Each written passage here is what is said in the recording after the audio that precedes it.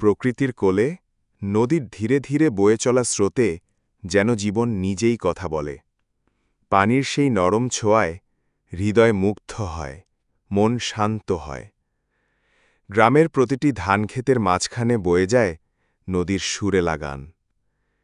এখানে জীবনের গতি একটু ধীর, একটু সহজ।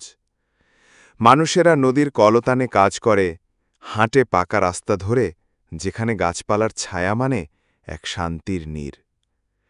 সকাল হোক বা সন্ধ্যা, নদীর পাশে দাঁড়িয়ে মন খুঁজে পায় নিজের ছায়া, নিজের স্বপ্ন। পাখির গান আর হাওয়ার সুরে মিশে যায় এই নিরিবিলি পরিবেশের মাধুর্য। গ্রামের ছোট ছোট ঘরগুলোতে বাজে কোরআনের মধুর আজান, যাই শান্ত পরিবেশকে করে আরও আধ্যাত্মিক ও মনোরম। নদীর পানিতে পড়ে সূর্যের সোনালি রশ্মি, যেন জীবন ইটসেলফ এক আশীর্বাদ।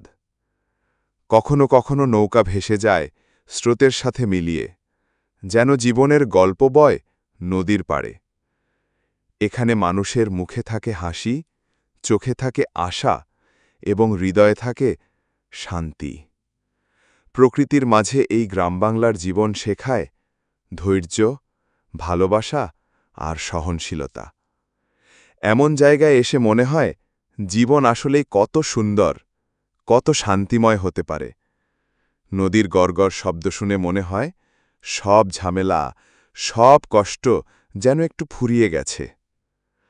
তাই বন্ধুরা, মাঝে মাঝে নিজেকে সময় দাও, প্রকৃতির কোলে গিয়ে একটু থেমে যাও, শান্তির অনুভব করো।